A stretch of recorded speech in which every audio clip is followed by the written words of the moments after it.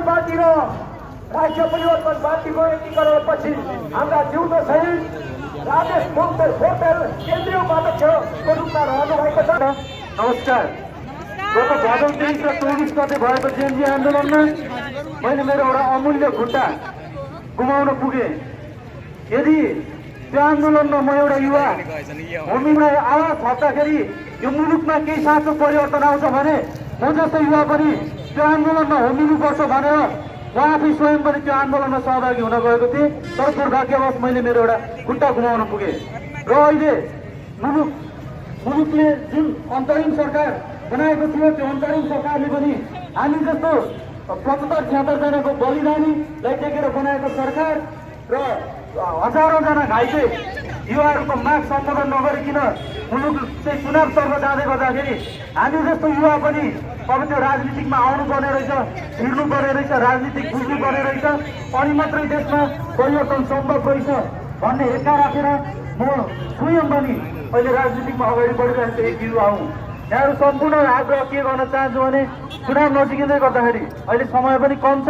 हजुरहरूको एकदमै किम्ती मत यहाँहरूले सम्पूर्णले एउटा आफ्नो विवेकलाई पूर्ण रूपमा विचार गरेर मात्रै यो आउँदै गरेको चुनावमा मत गर्नु हुन अनुरोध गर्छु। साथै यो जेएनजी आन्दोलन अहिले स्पष्ट रूपमा मलाई लगायत म जस्तो पीडित वर्गहरूलाई प्रत्यक्ष थाहा भएको कुरा हो कि एउटा भ्रष्टले एउटा सत्ता बचाउनको लागि जुन हामीमाथि दमन गरियो, गोली प्रहार गरियो र अहिले आएर थाहा भयो कि भ्रष्ट तपाईँहरूले पनि विचार गरिराख्नु भएको छ कि हामी जस्तो युवाहरूलाई जो परिवर्तन चाहन्थे युवाहरूलाई अर्को एउटा शक्तिले त्यो सत्तामा जानको लागि दुई पक्षबाट हामीलाई फुटबल जस्तो एक पक्षले सत्ता बचाउनको लागि विरोध गर्न चाहन्छु।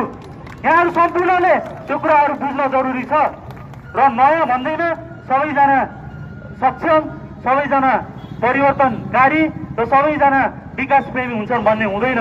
यहाँ हाम्रो स्वयं पार्टी अध्यक्ष जो कुलमान घिसिङ आज सम्पूर्ण मिडियाकर्मीहरूले पनि उहाँ जस्तो व्यक्तिलाई छायामा पारेको देख्दा र उहाँ जस्तो व्यक्तिलाई विभिन्न आरोप प्रत्यारोप लगाइरहेको देख्दा म आफै पनि कहिलेकाहीँ दुःखी हुने गर्छु।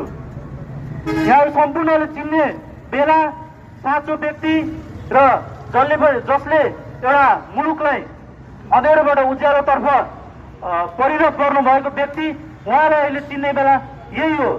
यहाँहरूले पनि अहिले यो चिन्हमा भुल गर्नुभयो र नयाँ भन्दै त्यो अरू भिड दौडिरहेको